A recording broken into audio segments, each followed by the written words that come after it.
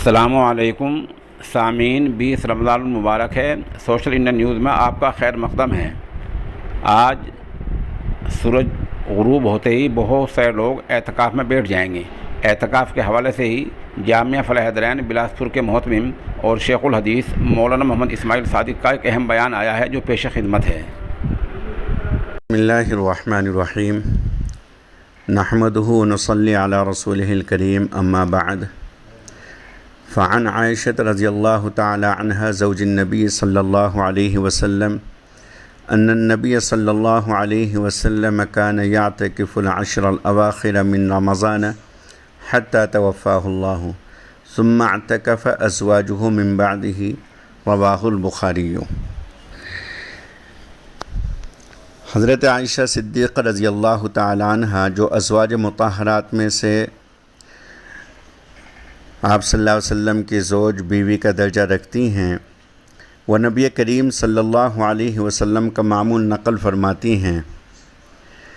کہ رسول کریم صلی اللہ علیہ وسلم اپنی وفات تک برابر رمضان کے اخیر عشرے میں اعتکاف کرتے رہے، اور آپ صلی اللہ علیہ وسلم کے بعد آپ صلی اللہ علیہ وسلم کی ازواج مطہرات بھی اعتکاف کرتی رہیں۔ اس حدیث کی روشنی میں یہ بات ثابت ہوتی ہے کہ مردوں اور عورتوں کے لیے اعتکاف کی فضیلت و اہمیت کے لیے صرف یہی کافی ہے کہ رسول اللہ صلی اللہ علیہ وسلم نے ہجرت کے بعد پوری عمر اہتمام کے ساتھ رمضان المبارک کے اخیر عشرے میں اعتکاف فرمایا، اور اعتکاف کی صورت میں ہر وقت بندہ عبادت میں مشغول رہتا ہے۔ جس وقت معتکف اعتکاف میں ہوتا ہے تو اس کا کھانا، اس کا پینا، اس کا سونا، اس کا خاموش بیٹھنا وہ بھی عبادت میں شمار ہوتا ہے، اور بہت سارے دنیاوی مشاغل سے وہ مکمل طریقے سے یکسو ہو کر کے خالصتاً اللہ کو راضی کرنے کے لیے، اللہ کو خوش کرنے کے لیے، اللہ کا قرب حاصل کرنے کے لیے اللہ کے لیے مسجد میں بیٹھ جاتا ہے۔ اور اعتکاف کے لیے جو خاص طور سے سنت اعتکاف ہوتا ہے، جو آج شام سے انشاءاللہ شروع ہو جائے گا اخیر عشرے کا، تو اس میں ایسی مسجد میں اعتکاف کرنا شرط اور لازم ہے کہ جس میں باقاعدہ 5 وقت نماز ہوتی ہو، جس کے امام اور مؤذن مقرر ہوں، اور اسی کے ساتھ ساتھ اعتکاف کے لیے روزہ بھی شرط ہے، ورنہ تو پھر اگر روزہ نہیں ہے تو یہ اعتکاف نفلی ہو جائے گا، یہ اعتکاف سنت نہیں ہوگا۔ ہمارے علاقے میں اور اسی طریقے سے آس پاس کے جو اسٹیٹ ہیں، صوبے ہیں، تو وہاں بھی یہ سلسلہ قائم ہے کہ بعض اللہ کا نیک بندہ، کوئی ولی یا کوئی اسی طریقے سے کوئی عالم دین کہیں اعتکاف کرتے ہیں، تو اس موقع پر ان کے مریدین، ان کے محبین، ان کے متعلقین اور اسی طریقے سے بعض دیگر حضرات بھی اعتکاف کی نیت سے ان کے یہاں چلے جاتے ہیں۔ یہ ایک سلسلہ ہے، بہرحال اس میں کوئی ایسا حرج تو نہیں ہے،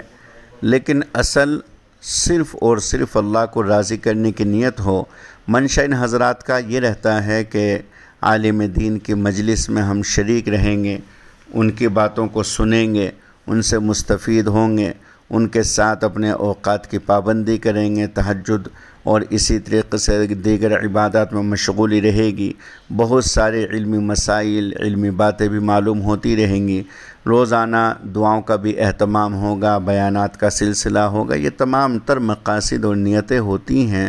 تو ماشاءاللہ یہ اچھا ہی ہے تاکہ اعتکاف صحیح ہو، اور جو وقت اعتکاف کا ہے تو اس میں خالصتاً اللہ کو راضی کرنے کے لیے اللہ کی عبادت کی جائے، اللہ کا ذکر کیا جائے، اللہ کو راضی کرنے کے لیے دیگر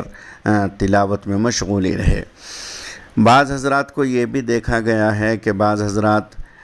عام طریقے سے اخیر عشرے میں چکر لگاتے ہیں، ایک مسجد سے دوسری میں، دوسری سے تیسری میں،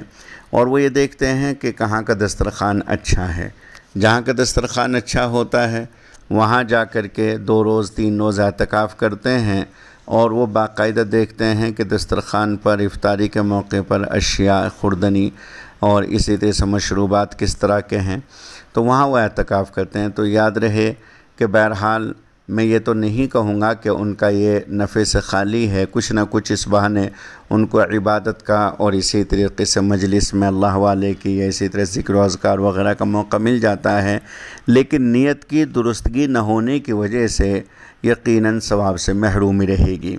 اگر نیت ثواب کی ہے اور خالصتاً اللہ کو راضی کرنے کی نیت ہے دوستو، تو اس صورت میں تو اعتکاف کا بھی ثواب ملے گا اور دیگر عبادتوں کا بھی ثواب ملے گا۔ اور اگر نیت کے اندر ہی کھوٹ آ جائے، نیت کے اندر ہی فساد آ جائے اور نیت ہی درست نہ ہو، تو ضروری ہے کہ کسی بھی نیک عمل سے پہلے نیت درست کر لیں۔ نیت درست نہیں تو عمل بھی درست نہیں، نیت درست ہے تو عمل بھی درست ہے۔ تو بہرحال آج شام سے مغرب کے وقت سے یہ اعتکاف کا سلسلہ انشاءاللہ شروع ہو جائے گا۔ اللہ رب العزت سبھی حضرات کو جو بھی معتکفین ہیں خوب جزائے خیر سے نوازے، اور اللہ رب العزت ان کے اعتکاف کو قبول فرمائے، اور معتکفین غیر معتکفین جو بھی رمضان کی قدردانیاں کر رہے ہیں، اللہ رب العزت اپنی شان بہترین صلہ اور بہترین بدلہ عطا فرمائے، اور اللہ رب العزت رمضان کی مبارک ساعتوں سے، مبارک گھڑیوں سے ہم سبھی کو فیض یاب فرمائے۔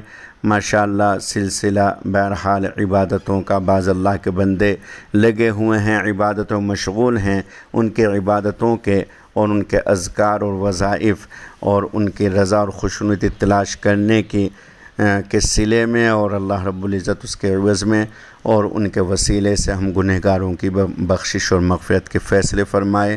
آمین ثم آمین یا رب العالمین، وآخر دعوانا ان الحمد للہ رب العالمین۔